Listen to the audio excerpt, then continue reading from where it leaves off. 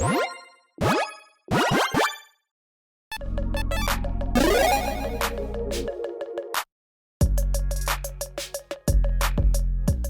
everyone, Mitch coming up with the Commander Score Studio. Welcome to the show. So, Mom, spoiler season, March of the Machine. Got it right that time. Spoiler season, day 4, or I mean Monday, whatever. It's almost the end of spoiler season, but we are not quite done just yet. We've got a lot of fantastic cards to talk about, and some that I'm finally getting time to talk about, and my goodness, yeah, Elesh Norn is back. Story, spoiler, earmuffs real quick in case you don't want to hear it. Elesh Norn probably isn't coming back. Probably got taken out finally. So this is probably the last Elesh Norn card that we'll see probably in a long time. I mean, maybe in 20 years Wizards gets bored and like time travel stuff. Elesh Norn's back. But yeah, regardless, this iteration of Elesh Norn is gross. I mean, to be expected, right? With all the other Elesh Norns. Regardless, let's jump into it. Elesh Norn, simply Elesh Norn. No other part of the name at all. Just Elesh Norn. It always surprises me when that kind of stuff happens. Regardless, 3/5 Phyrexian Praetor with Vigilance that costs 2 white. Whenever a source that opponent controls deals damage to you or a permanent you control, that source's controller loses 2 life unless they pay 1. Now this is pretty spicy, and you can do some pretty interesting things with it because first up, this number 1 is a great deterrent. A very low to the ground deterrent. Again, 4 mana, not too much for a commander. Deterrent that can say, okay, yeah, you want to come at me, you want to attack me, you want to hit me with some kind of a burn spell or something like that, or yeah, if you've got one of those like Spellslinger decks that has like those Magecraft triggers that like pings your opponents, regardless, if you want to hurt me, you get hurt potentially more in some ways. I mean, if they're trying to hit you with a 1/1, that's not going to be worth it to them. They're going to take 2 unless they pay 1. Now, 1 mana is not a lot, right? But it can really add up, number 1, and that kind of a taxing effect can just be absolutely brutal to the point where your opponents really can't pay for it, or, yeah, I mean, they're basically taking away one of their resources that would be utilized for something else. And of course, there's ways to potentially tax them further. We'll talk about some cards here in a bit. That can make it so, well, they're going to be really incentivized to not be able to pay those taxes. So, essentially, yeah, you're going to be able to drain your opponents in absolutely no time with something like this if they are going to be aggressive at you. And even if they're not going to be aggressive towards you, again, if you're just playing against a group slug type strategy, that player's in trouble because they're going to be taking a lot of life loss from this. But also, you've got some ways to kind of force that. Essentially, force your opponents to hurt you. Just a little bit. So then they get hurt even more potentially. Now, of course, this is kind of like a give and take kind of strategy, number 1. Number 2, this isn't even the full card because we've got a backside of this card as well. Pay 2 and a white, sacrifice 3 other creatures. Okay, yes, that is a requirement, but it's very low to the ground. Just 3 mana and 3 other creatures. You're in mono white. There are plenty of ways to make a lot of creature tokens, etc., etc., etc. Some creatures they actually want to sacrifice as well, like a sad robot too. You could use that too. Regardless, you exile Elesh Norn, they return to the battlefield, transform under someone's control, activate only as a sorcery. And this is where things get really brutal. Because on the backside, we've got the Argent Etchings. Incubate 5 times for the first one. Sorry, incubate 5 times for the first one, then transform all incubator tokens you control. If you haven't seen yet, incubate is a brand new mechanic from this set. Basically, you're making an artifact token that comes into play with that many counters on it. So in this case, 2 counters on it. 5 of those tokens for this. And, yeah, you can pay 2 to essentially transform it into a creature, so then it would be a, 2 Phyrexian creature, essentially, because it's a 0/0 with 2 counters on it. Regardless, you are going to transform them anyway, so you have to pay for that with this. So most of the time, they are, they don't come transformed, but with Elesh Norn, of course, they do. So you basically get 10 power across 5 bodies just for this flipping over. So again, you sacrifice 3 creatures, and now you get 2 extra ones, essentially. You get 5. Now, lore counter 2. Creature control get ++1 and gain double strike until end of turn. Yep, so that little army that you just made, cool. They are now going to be 3/3s with double strike. So that is, what, 36 damage in total, essentially? So, yeah, if only you could take out your opponent's oh, you can. So, yeah, if you also get that same lore counter, or sorry, the 3rd lore counter on that same turn, destroy all their permanents except for artifacts, lands, and Phyrexians, exile the Argent Etchings, and return to the battlefield. So basically, hey, yeah, there are ways to proliferate, of course. We'll talk about some of those here in a bit. If you can get that in the same turn, you can hit incredibly hard with your army. I mean, this also pumps your other creatures as well, too. So, yeah, keep that in mind. and also take out your opponent's creatures. So yeah, you can go Phyrexian Tribal, you can go Artifact Tribal, just artifacts essentially, artifact creatures. You can go, you know, with ways to potentially even save your creatures that aren't Phyrexians essentially as well. There's plenty of ways to make your team indestructible in mono white. And yeah, this can just be a great way to, well, repeatedly wipe the board and kind of be a one-sided board wipe in a way. And also, yeah, just keep making bigger and bigger armies that can hit your opponents really hard. So yeah, this commander can be quite brutal. Again, anytime you have like a board wipe on a commander, especially one as kind of widespread as this, again, destroying everything except for artifacts and lands essentially that your opponents have. Yeah, they might have a Phyrexian here or there, or maybe they're like, I got changelings, cool. Yeah, they stay too. But for the most part, you're going to be wiping out the vast majority of your opponent's things again and again and again with this. Yeah, there's a lot of interesting things that you can do with this commander. Again, I think a lot of players are going to be, well, pretty excited about it. If you are one of those players, well, on this episode, I'm going to talk about the budget buys, cards that are less than $1, cards that work very well with this commander, that are within my budget, and the pricier picks, some of which are much pricier, cards that are above $1 outside of my budget. Regardless, all these cards will be in a deck list link, card list link, not deck list. I didn't build a deck around this yet.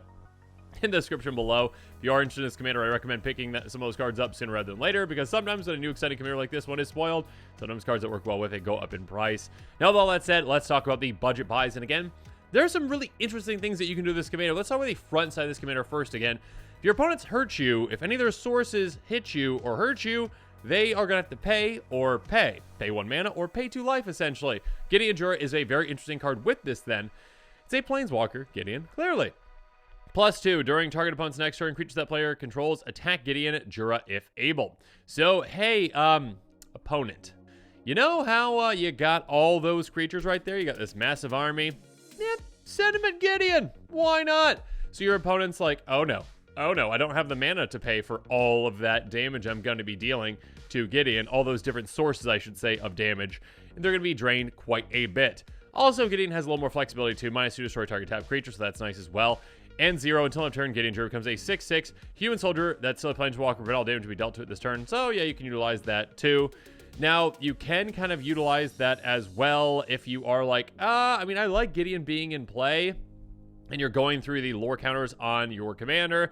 If you like Gideon being in play, this isn't indestructible. Unfortunately, there are certain Gideons that do make themselves indestructible, but if you turn it into a creature and then you have another way to make it indestructible, and talk about some ways here in a bit, that's another way to save Gideon too. And actually, there's some really interesting ways you can do this as well. But yeah, keep in mind that obviously Elesh Norn, with that 3rd lore counter, if you're going on that side, will be destroying everything that's not an artifact, that is not a Phyrexian, and is not a land. So if you can make Gideon maybe a Phyrexian, or maybe make it into an artifact, there's ways to save it there too. Moving on, Jade Monolith. This one is spicy, and I absolutely love this card in certain situations, in certain decks. Artifact that says, pay 1 the next time a sorcerer of your choice to deal damage to target creature this turn, that damage is dealt to you instead. So, hey, you don't even have to be involved. You're just a third party in some of this, and you're just like, 2 players are attacking each other or whatnot, and you're just like sitting back, and you're like, you know what? That tiny little 1/1, you know, if you got a 1/1 army, you know, sending it to someone else, cool. I'm going to pay 1. I'll prevent that damage. You're welcome. Player over there, you're welcome. We're friends. See, we're friends. I'm preventing that damage that's doing to that creature, and I'm going to take that damage. I'll take that 1 damage. Oh, no, I got hit.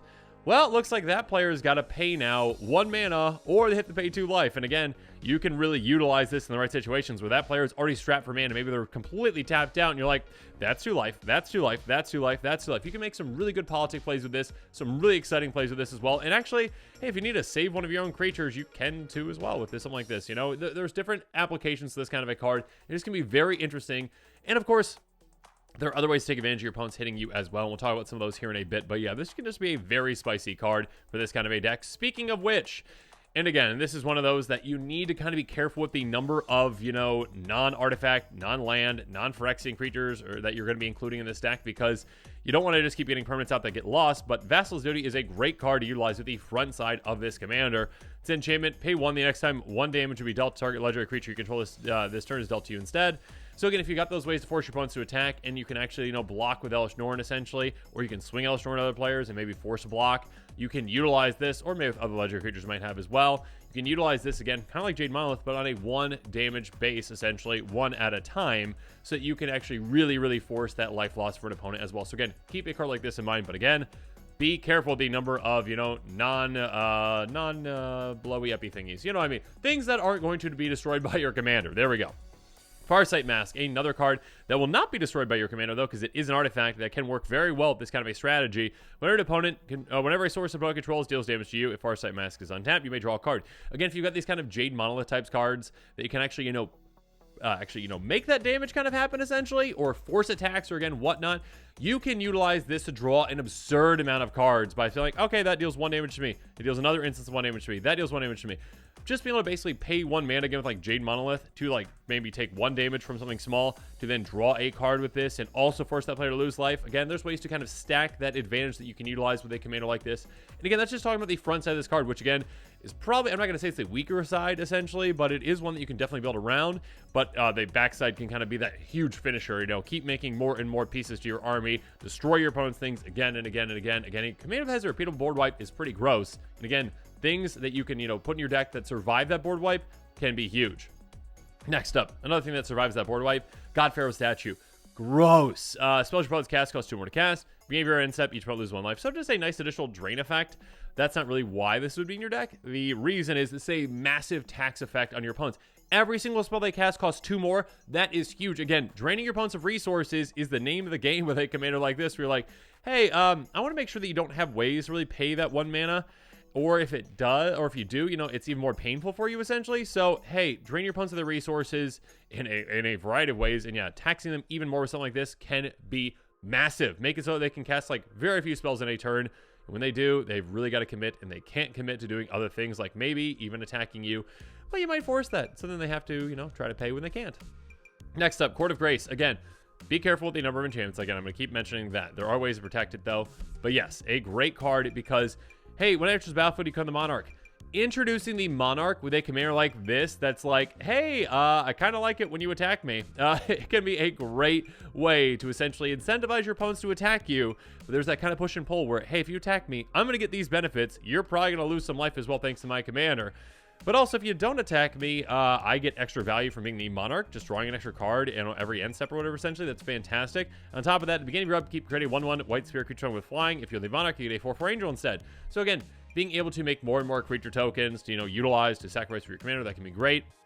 Also, again, some pretty big creature tokens if your opponents aren't attacking you, which they very well might not. So you can make some 4/4 flyers. That's fantastic. And of course, again, like I mentioned, you're in mono white. You've got plenty of ways to save your army and some really clever ones here in a bit that we'll be talking about. Next up, one that is not so clever, but still fantastic. Unbreakable Formation. An instant for 2 and a white. Creatures you control gain indestructible until end of turn. An addendum, if you cast during your main phase, you get a +1 counter each of those creatures that gain vigilance until end of turn. Yeah, you can actually utilize that, of course, during your main phase. If you are, again, maybe going through that lore counter, essentially, if you have a way to proliferate to get that 3rd lore counter, and, kind of like that play I talked about where you're like, oh, cool, double strike, +1, double strike, plus, destroy my opponent's creatures to wipe them out, essentially, while my incubator army is fine. And then also by casting this, your other creatures are going to be fine as well. Ones, maybe even, you have Gideon Jura in play and that kind of stuff as well. But yeah, basically, hey, you also get a counter on all those creatures to make them even heavier hitting. Again, with that double strike, making it even more so. And sure, Vigilance. Keep them back for blocks as well in case your opponents have any, any Phyrexians, any artifact creatures, or any hasty creatures next turn. So you know what I mean. Moving on, Darksteel Juggernaut. Also things to consider are just indestructible creatures. Now this one obviously is an artifact, so it's going to survive regardless because, Elesh Norn's like, yeah, you're an artifact, you're fine. But this one can be a huge heavy hitter that your opponents are going to be in big trouble against. A Star Indestructible Juggernaut that says its power and toughness are each equal to the number of artifacts you control. Darksteel Juggernaut attacks each combat if able. Now again, your opponents, whenever they're dealing damage to you or a permanent you control, they have to pay for that. So they gotta block this, right? Or they're gonna be taking quite a bit of damage. And if they don't, well, they're gonna take quite a bit of damage. And yeah, of course, during that turn where you're given the +1 in double strike, this can be massive. Again, just with your commander, you're making 5 incubator tokens every single time. So this is gonna be what, a 5 or a 6/6 at least. It counts itself too. Plus all the other effects you might have. Plus it's gonna have +1 and double strike. So just on that one turn, like at the very least, it's hitting for what, like 14 essentially, and your opponents probably don't have any creatures around. So yeah, the more and more the game goes on, the more and more artifacts you get in play, the more in trouble your opponent's gonna be with something like this. And speaking of in trouble, Throne of Geth. This can be a fantastic card because it's a repeatable way to proliferate, and one that your commander gives you the fodder to proliferate with this. Tap, sacrifice, an artifact, proliferate, which again means you choose any number of permanents and/or players and give each other kind of counter already there. So again, yeah, hey, I've already talked about a couple ways to get +1 counters on things. Also, those incubator creatures have +1 counters on them, so you're going to be getting more and more of those on them. And of course, those lore counters on your Saga side of the commander, you can just speed through those with something like this. Okay, again, on that same turn. Again, it's just a big thing. On that same turn, going from lore counter 2 to lore counter 3 on the same turn can just be a game-ending play for a commander like this. So throwing a Geth and other repeatable, proliferate effects can be great, especially again, because this one is an artifact, so it's safe from your commander's wrath. Moving on, let's talk about some pricier picks. Again, cards that are unfortunately outside of my budget, but might be within your budget, and ones that you should definitely be considering. So first up in the pricier picks, let's talk about Avacyn, Angel of Hope. My goodness, can this card do a lot of work for you. A flying, vigilant, indestructible 8/8 Angel. Okay, not a Phyrexian, but it is indestructible, so Elesh Norn will not be destroying Avacyn or many of your other things, because other permanents you control have indestructible now. So hey, keep all of your permanents around. So again, you don't have to worry again if you've got an enchantment in play, if you've got, a planeswalker like Gideon in play, if you've got any creatures that are not Phyrexians. They are now protected, and you just say, okay, yeah, all my things stick around, and your things keep getting destroyed. So yeah, you don't really need to worry about, again, preventing, things from getting taken out or not playing certain things, because you're also planning on wiping the board. So there you go. And also just, yeah, great protection from your opponent's removal spells as well, and the wraths especially. Moving on, a sneaky way to do this with your creatures, and I love this, is Mask with Nexus. I love this card. It's fantastic. Creatures you control, every creature type, the same is true for creature spells you control and creature cards you own that are on the battlefield. Hey, all those creatures now also Phyrexians. So again, Elesh Norn's like, you're all cool in my book. You're not artifacts, maybe, but you're also just your Phyrexians. Sweet, awesome, cool.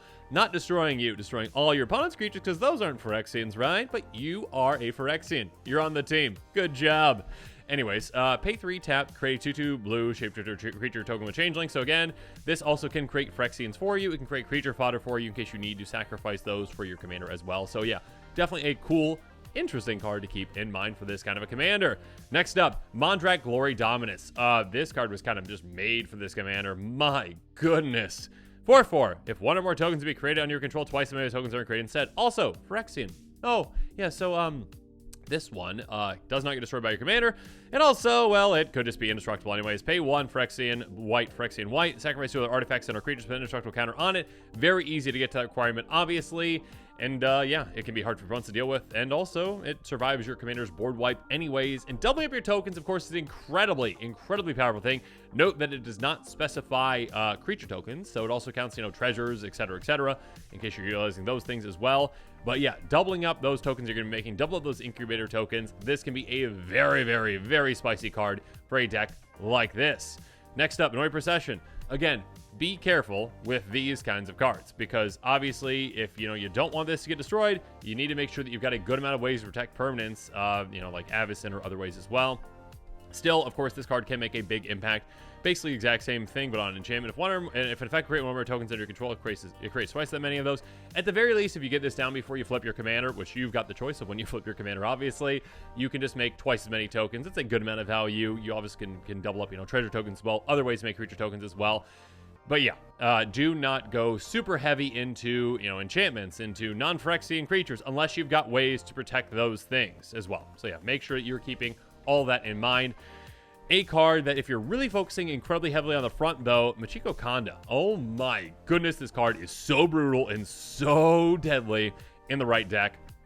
2/2, human, not a Phyrexian. Unfortunate, but that's okay. Whenever a source of opponent controls deals damage to you, that player sacrifices a permanent.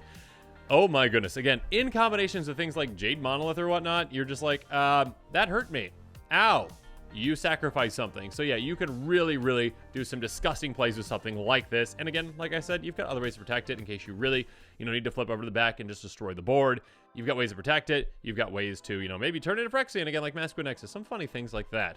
Next up, Darion, King of Keldor. Again, the kind of synergies that you can really have with the front of the commander can be great. And I absolutely love this kind of like, stop hitting me kind of strategy that you're like, oh yeah, actually, but it kind of, it kind of works, when you are taking the extra life, when you are getting those extra, permanent sacrifice, when you are with Darion making an army. And again, you've got your in white. You've got ways to essentially gain life and gain it back. Regardless, whenever you dealt damage, you create that many 1/1 white soldier creature tokens. You can create a massive army in absolutely no time. You get a lot of other benefits again with your other things again, like Farsight Mask, etc. But also, hey, yeah, you just hit, you're trying to hit that other player for 8 damage or whatever that creature. I'll pay 1 with my Jade Monolith. And yeah, I'll take the 8. I'll make 8 tokens. Let's go. And again, keep in mind that obviously that army gets a huge benefit from your commander when it flips and goes to that second part. Again, +1/+1, double strike. Now your little 1/1s are going to be hitting for 4 in combat. Yeah, that can really, really, really pay off. And again, when you've got ways to protect that army and keep them in play, they can survive that wrath. They can just, you know, keep getting better and better. Next up, Contagion Engine. Again, with these kind of synergies that you have, again, with Proliferate, again, benefiting your Incubate tokens, any other +1 counters as well, maybe charge counters too, and also, of course, your, you know, lore counters on your commander. Contagion Engine enters the battlefield, getting -1 counter each creature target player controls. So start shrinking your opponent's creatures, maybe taking them out. Pay 4, tap Proliferate, then Proliferate again. You can just speed through the entire saga on the backside. If you really need to get to that Wrath, you can with this. You can also obviously choose. Again, you get to choose those kinds of, you know, which permanents you're selecting with this. So you pay 4 and tap, you can proliferate on everything, and then you can proliferate again. And you'd be like, this time, I'm not going to get an extra counter on my saga, because you know what? I don't want to, you know, speed to that last thing first. So you can just actually kind of pick and choose what you're going to be doing with that proliferation. Make sure you're keeping that in mind. But again, regardless, proliferating is a great thing, especially on something like an artifact that, again, your commander does not destroy.